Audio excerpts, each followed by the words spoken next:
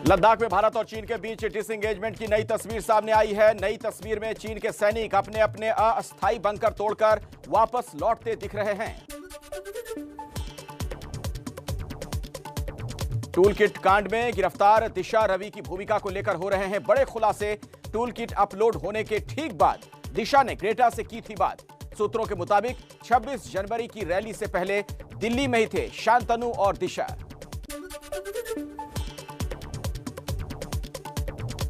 Tool kit कांड में Peter Frederick नाम के नए किरदार का खुलासा।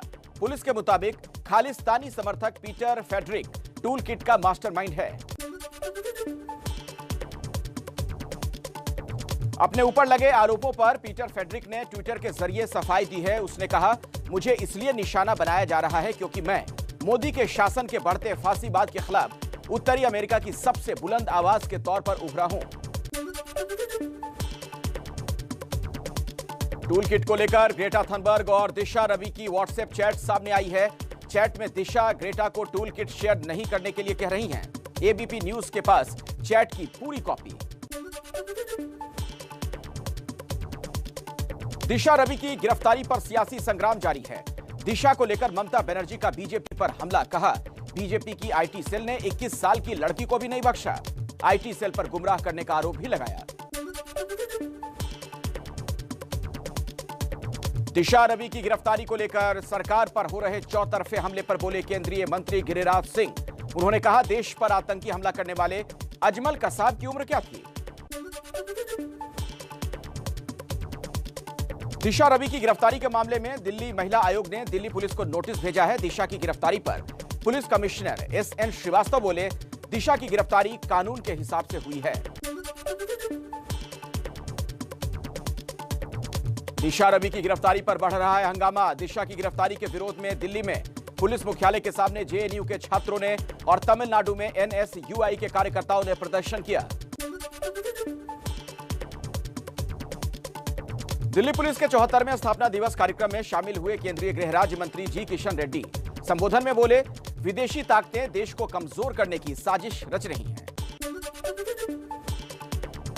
एमपी के सीधी में बेहद दर्दनाक हादसा। 50 से ज्यादा यात्रियों से भरी बस के नहर में पलटने से 40 यात्रियों की मौत। सीएम शिवराज सिंह ने हादसे पर दुख जताया। जम्मू कश्मीर के बिजबेहरा में सुरक्षा बलों की गाड़ियों को निशाना बनाकर आतंकियों ने किया आईईडी ब्लास्ट। किसी नुकसान की खबर नहीं। बडगाम में आतंकियों ने 2 ऑन ड्यूटी कांस्टेबल की ली जान। बंगाल में पिछले 24 घंटे में हिंसा की 3 वारदात। कूच बिहार में बीजेपी और टीएमसी कार्यकर्ताओं में मारपीट। हुगली में तृणमूल नेता के घर पर फायरिंग। मालदा में टीएमसी विधायक के घर पर तोड़फोड़।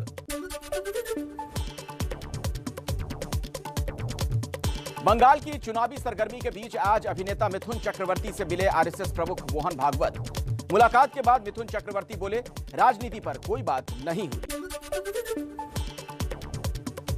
पीएम मोदी ने यूपी के बहराइच में वर्चुअल माध्यम से महाराजा सुहेलदेव के स्मारक का शिलान्यास किया। इस मौके पर पीएम मोदी ने विपक्ष पर निशाना साधते हुए कहा, विदेशी कंपनी बुलाने वाले देसी कंपनी का विरोध कर रहे हैं। देश में लगातार बढ़ रहे पेट्रोल के दामों को लेकर कांग्रेस का केंद्र सरकार पर बड़ा आरोप। कहा, पेट्रोल और डीजल पर एक्साइज ड्यूटी लगाकर अब तक सरकार ने 20 लाख करोड़ रुपए लूटे। देश में पेट्रोल, डीजल और रसोई गैस सिलेंडर के बढ़ते दामों के खिलाफ कांग्रेस का हल्ला बोल। महंगाई के विरोध में त्रिवेंद्रम में राजभवन के सामने भूख हड़ताल पर बैठे कांग्रेस के कार्यकर्ता। केजरीवाल सरकार के दूसरे कार्यकाल का 1 साल पूरा होने पर सीएम अरविंद केजरीवाल ने जारी किया वीडियो संदेश। बोले, कोरोना काल में दिल्ली सरकार ने किया बेहतर काम। महाराष्ट्र में कोरोना के बढ़ते मामलों के बीच मुंबई की मेयर किशोरी पेडनेकर ने लॉकडाउन की चेतावनी दी। मेयर ने मुंबई के लोगों को सावधानी बरतने की नसीहत दी है। चेन्नई टेस्ट में भारत ने इंग्लैंड को 317 रनों से हराया। मैच में अश्विन और अक्षर पटेल ने 8-8 विकेट लिए। 4 मैच की सीरीज 1-1 से बराबर।